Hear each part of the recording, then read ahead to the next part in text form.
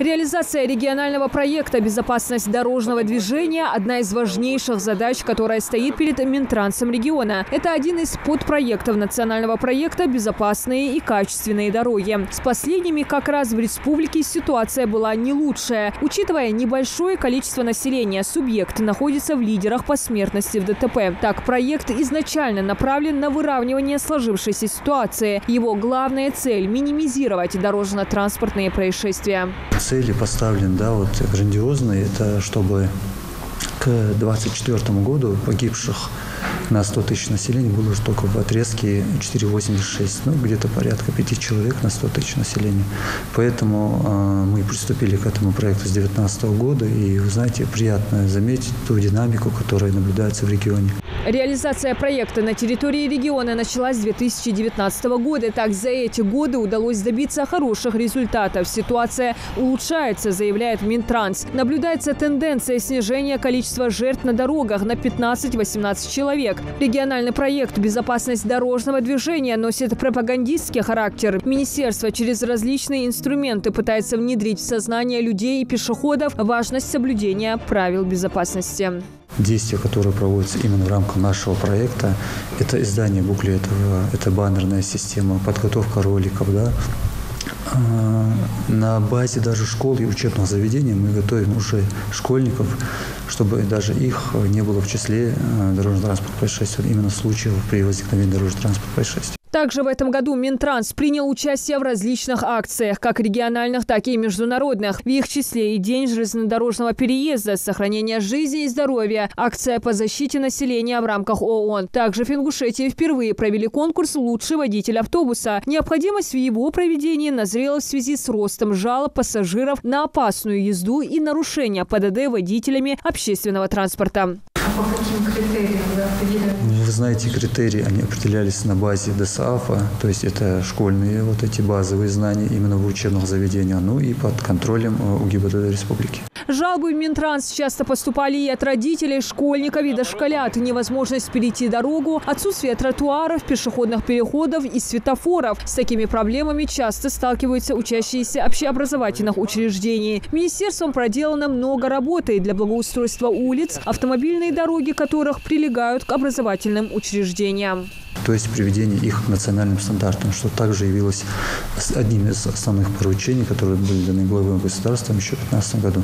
Поэтому такие моменты, которые ранее в республике не осуществлялись, нам приятно говорить о том, что они у нас есть и они у нас выполняются. В обеспечении безопасности на дорогах значимую роль играет Ингушавтодор. Минтранс отмечает, реализация всех этих мероприятий только в связке может показать хороший результат. Ведь без качественных дорог обеспечить безопасность для водителей и пешеходов практически невозможно. Так, о высоких результатах Ингушавтодора свидетельствуют показатели Росстата. Ингушетия в пятерке лидеров по качеству выполнения задач, поставленных нацпроектом «Безопасные и качественные дороги». В рамках него в этом году реализовано 7 объектов реконструкции, капремонта и ремонта общей протяженностью 20 километров и стоимостью более 300 миллионов рублей. В этом году это проселочные дороги.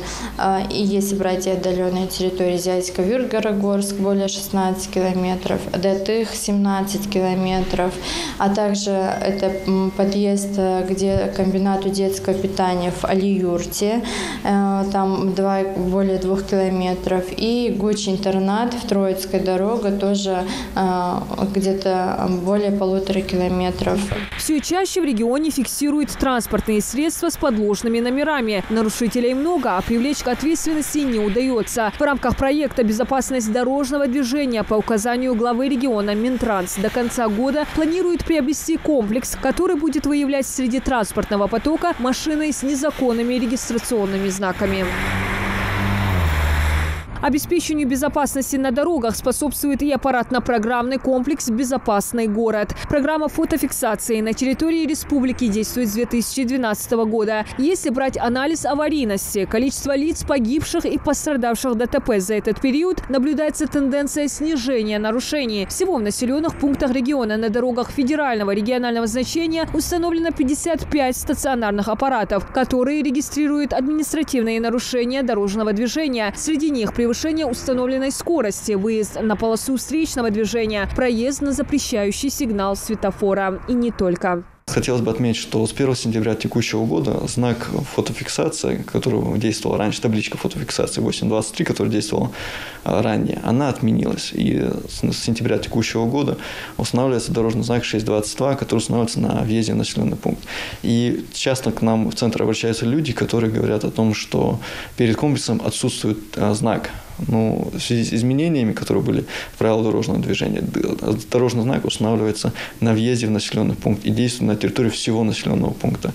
Однако на дорогах межмуниципальных, то есть на дорогах, которые проходят вне населенных пунктов, табличка 8.23 продолжает свою функцию. В рамках последней встречи главы региона с руководителем СКФО по Ространснадзору были поставлены задачи об оборудовании региональных дорог контролем по проезду и высокогабаритного транспорта. Этот комплекс уже в республику поставлен. Осуществлена подготовительная процедура по его использованию во второй декаде этого месяца. Работать с этим оборудованием будут в основном сотрудники ГИБДД совместно с силами НТО Ространснадзора. Представители Минтранса подчеркивают, за счет реализации федеральных и региональных проектов наблюдается улучшение ситуации на дорогах и продолжат работу в этом направлении. Но все же многое зависит от осознанности и ответственности самих водителей и пешеходов. Диана Дударова, Магомед Дидигов, Новости 24.